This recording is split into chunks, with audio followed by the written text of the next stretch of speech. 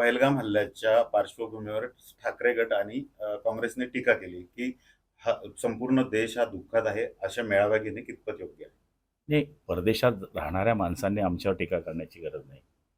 आम्ही तर देशातच आहोत आणि देशामध्ये झालेल्या या घटनेमध्ये कोण सक्रिय होतं, कोण काय करत होतं याच्यापेक्षा कोण आता बाहेर देशात आहे, हे ठाकरे गटाने आम्हाला सांगू नये.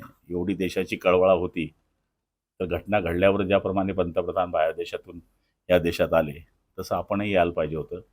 मी तर मागेही आपल्या पत्रकारांच्या माध्यमातून बोललो होतो, की ज्यावेळेस आम्ही विमानतळावर डेड बॉड्यांचं या ठिकाणी दर्शन घ्यायला गेलो, त्यावेळेस मुंबईसारख्या शहरामध्ये जिथे हिंदुहृदय सम्राटांनी शिवसेना जन्माला घातली, तिथे एकही कार्यकर्ता उभाटाचा नव्हता. मला याच्यात राजकारण करायचं नाही. शेवटी देश सगळ्यात महत्त्वाचा आहे आणि इथं पक्षीय राजकारणाकरता, देशाकरता सगळ्या पक्षाच्या लोकांनी एक राहणं ही काळाची गरज आहे.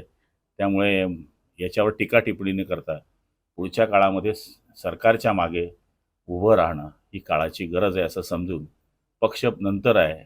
देश टिकला तर पक्ष टिकणार आहे. त्यामुळे देश टिकण्याची भाषा प्रत्येकाकडनं व्हावी अशी आमची अपेक्षा आहे.